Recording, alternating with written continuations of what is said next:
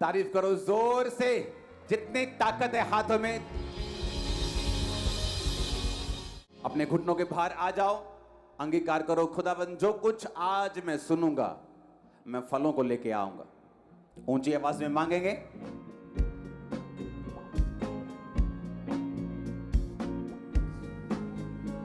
जो कुछ आज मैं सुनूंगा मैं फलों को लेके आऊंगा, मैं इसे भूलूंगा नहीं। प्रभु यीशु मसीह के सामर्थ्य नाम में एक बार जितनी ताकत है फिर से तारीफ कर दो खुदावंद।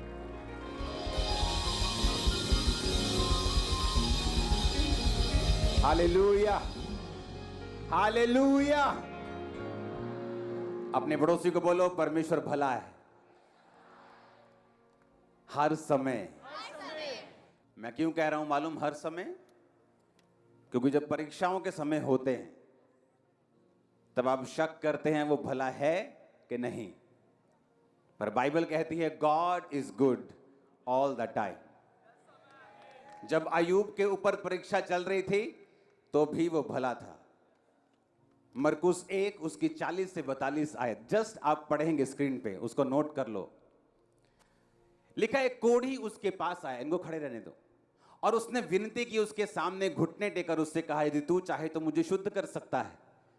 उसने उस पर तरस खाकर हाथ बढ़ाकर उसे छूकर कहा, मैं चाहता हूं तू शुद्ध हो जा। वह तुरंत उसका कोढ़ जाता रहा और वो शुद्ध हो गया।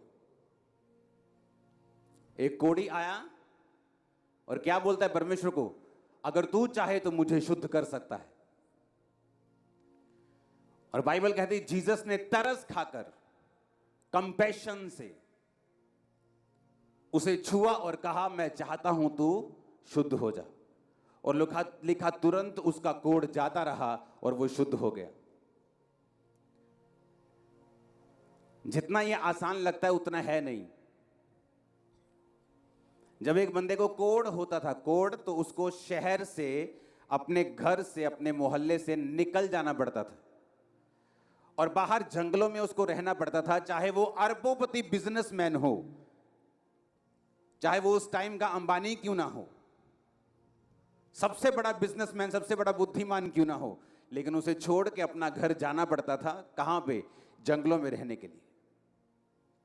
फाइनेंस का नुकसान, शरीर का नुकसान, परिवार का नुकसान, इमोशनल डिस्टर्बेंस, सब तरफ उसे धक्के मिलते थे क्योंकि वो कोढ़ी हो चुका था और कोढ़ पाप को दर्शाता था।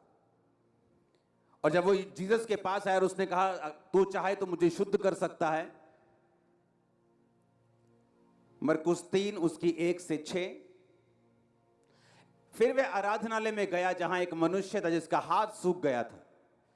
वे उस पर दोष लगाने के लिए उसकी घात में लगे थे कि देखो वो सब्त के दिन चंगा करता है या नहीं। उसने सूखे हाथ वाले मनुष्य से कहा, बीच में खड़ा हो। उसने कहा, क्या सब्त के दिन भला करना उचित है या बुरा करना, प्राण को बचाना या मारना? परंतु वो चुप रहे। उसने उनकी मन की कठोरता से उदास होकर उनको गुस्से से चारों ओर देखा। एक सूखे हाथ वाला बंदा परमेश्वर के पास लाया गया। उस शनिवार का दिन था, सब्त का दिन था, और सदूकी और फरीसी जो थे वो हमेशा जज करने में लगे रहते थे कि देखते हैं सब्त के दिन चंगा करता है कि नहीं, सब्त के दिन तो हमें आराम करने का परमेश्वर ने हुक्म दिया है। और बाइबल कहती परमेश्वर ने उनके मन की कठोरता से उदास होकर क्रोध से चारों ओर देखा। यीशु मसीह जब कोढ़ी को तरस से देखते थे तो भी चंगा करते थे। क्रोध था यीशु मसीह को लोगों के ऊपर, गुस्सा आया हुआ था, तब भी उन्होंने क्या किया? और सूखे हाथ वाले बंदे से कहा, अपना हाथ बढ़ा, और जैसे ही उसने अपना हाथ बढ़ाया वो सीधा और पूरा हो गया। जब यीशु मसीह